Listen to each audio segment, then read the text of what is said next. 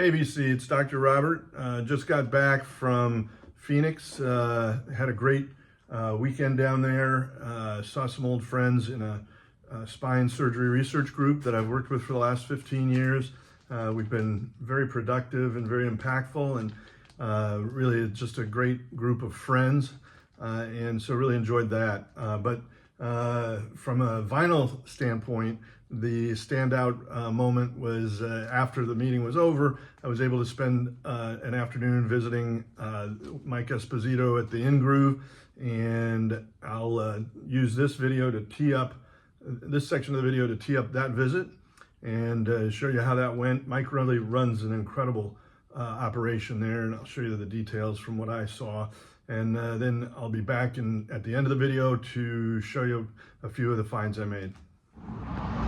Hey VC, it's Dr. Robert. I'm here in Phoenix and trying to get to the In-Groove, and this is where my Uber brought me.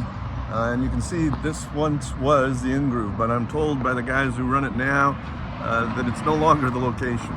So I'm gonna walk, it's apparently very close, just around the corner. But they haven't repainted the outside, I guess, but more to follow.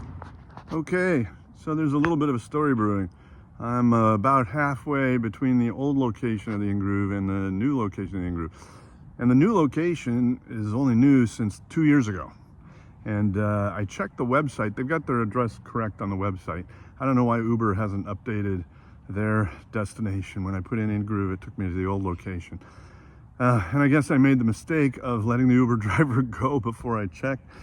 And then what happened was I went inside, and that's the last time I was there, is the current, the old location. And so the new proprietor and a guy inside, a customer, made me think that it was just a short walk to the corner, right turn, and you'd be there. Well, it turns out it's about 1.5 miles or 2 miles. So I'm halfway in between on the walk, and I've been hauling my suitcase and belongings, my suitcase and backpack along the city street here in Phoenix. And it's quite a nice walk, actually. A little warm, so I changed into shorts, but just giving you an update, making it. I'm almost there. Okay, so I made it, and I'm about to go in. I'm a little parched. I may try to find a glass of water somewhere. I don't think they probably have a drinking fountain. They probably frown on bringing drinks in, I'm thinking. But made it to the In-Groove. This is a much nicer location, by the way, than the old store. And if you're looking for this store, make sure that whatever address you've got is on 24th Street. That's where the store is. So I am here at the In-Groove with Mike, the owner, at the new location. Not so new anymore, yeah, 2 years. Newish. Yeah. And finished the hike over here from the old store, and Mike allowed me to get a glass of water and bring it in, and so that's all very much appreciated. So we've been talking about a lot of things, including record cleaners, and I was talking to Mike about the glass audio desk record cleaner that I've used now for, I don't know, 8-10 years, a long time. And he knew that those tend to break, and I relayed that I'm on my 4th iteration of that. So tell us about your system here, Mike. This is just incredibly impressive. Well, I mean, this is a Korean company, Claudio. They actually distribute them out of Washington. That's where their home base is. But I've kind of made some modifications to the system. The machine and the multi-disc cleaner, yeah, are pretty stock. But I've done some external things that are slightly different on these machines to kind of customize the machines to where I can move water, change water, and I added filters to the water. But yeah, these are typically running non-stop, 8 hours a day while we're open. Yeah.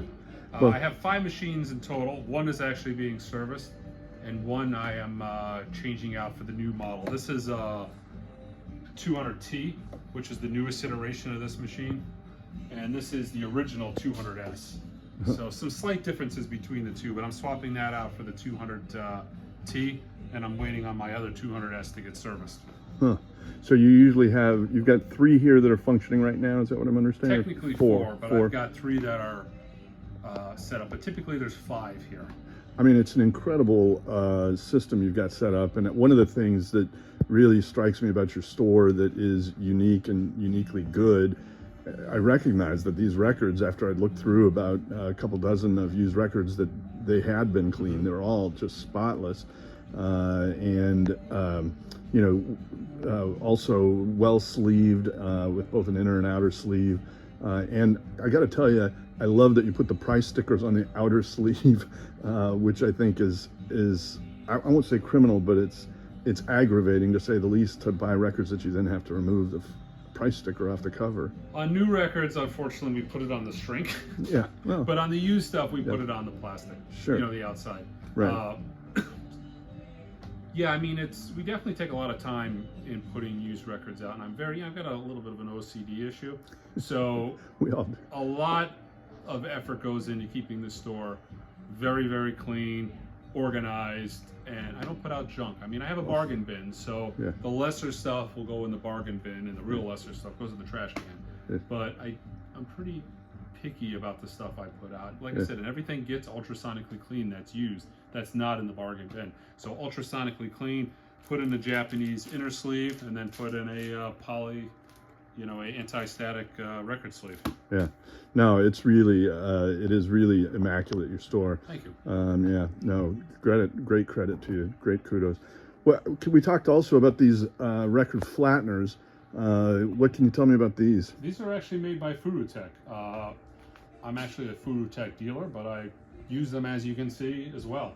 I've got 4 of them that are going pretty much nonstop. One of the things we do is we offer a service for people who buy new records. It's $8 a piece, but what I do is I ultrasonically clean the record. I make sure, actually I use that Thorns at the moment over there. I make sure the record is flat. I make sure the record, doesn't have no fill. I'm essentially screening the record. A high percentage of records are warped, so Yeah. I am constantly flattening. These machines are being flattening records nonstop. Right now I'm going through a lot of Beatles box sets. The big 6 LP Beatles box set just came out this week, and about 4 discs out of every box have a little bit of issue that I'm having to take care of with the Furutechs. Right. But That's a crazy thing. I've noticed it too, and we were talking about that. The new pressings somehow still emerge warped. Do you think, so you talked also, do you feel that a new record needs to be cleaned when it's removed? oh yeah, they're filthy. Filthy. I mean, and I knew that from the very first time I got my very first cleaning machine, which was the audio desk. I'll never forget. I got the audio desk. It's the only thing out at the time. Yeah. Right when that thing came out, I got one. And at the time, I remember taking 100 MoFi records, audiophile records. I had a batch of 100, and it was MoFi before QRP. So it was a lot of RTI stuff, Speaker's Corner.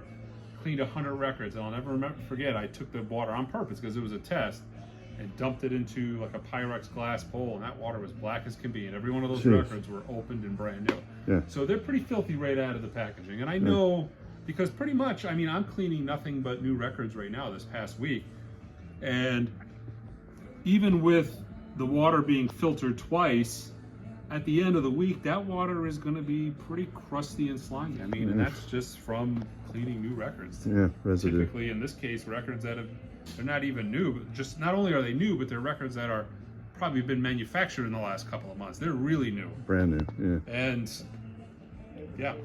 dirt is an issue. Yeah.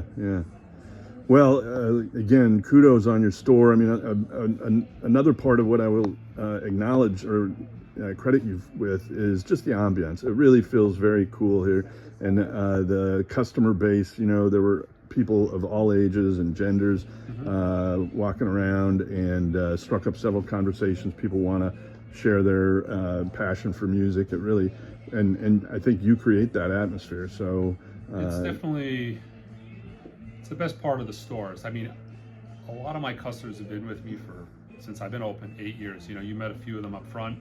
And it's kind of, it has that, it's kind of like Cheers in a way. I see these guys every single week, multiple times a week. Right. I've gone to dinner with them. I know their wives. I've been to their house. I've set up audio gear for them.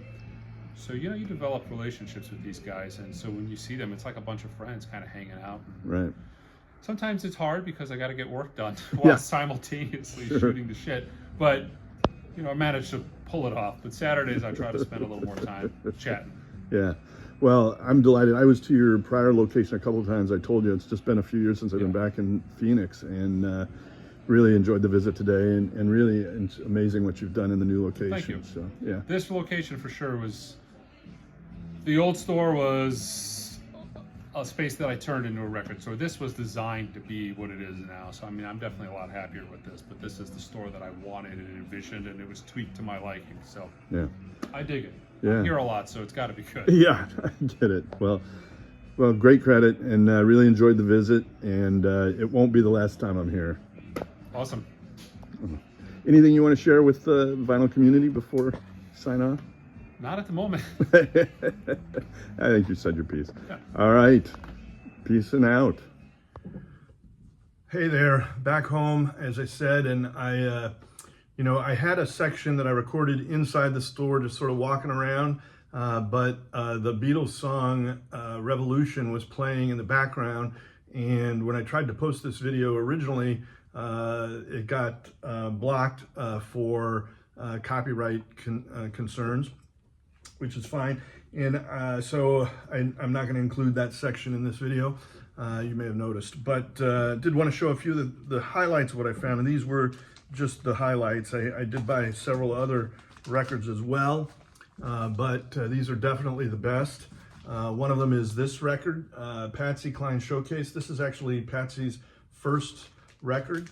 It's on the Rainbow Decca label, and this was, I think, came out in 1961.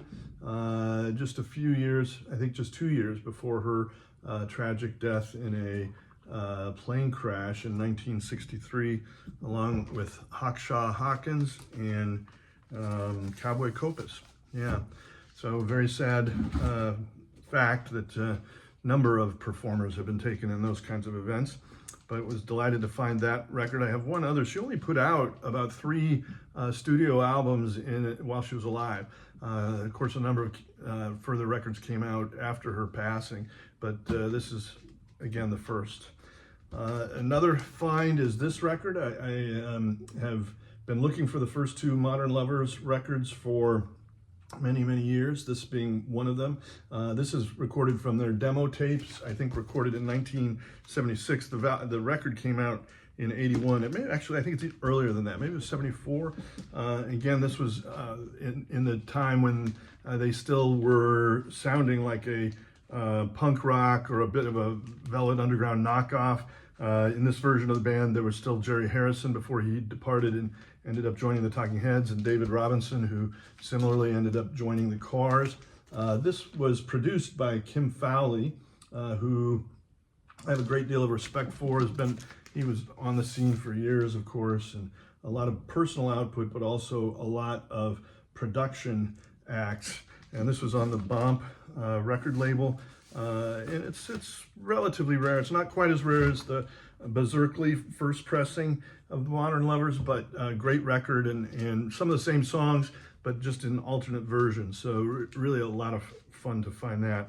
And here's really the highlight, Gene Clark with the Gosden Brothers. This was Gene Clark's first solo album after leaving the Byrds, and came out on the 2i Columbia red label.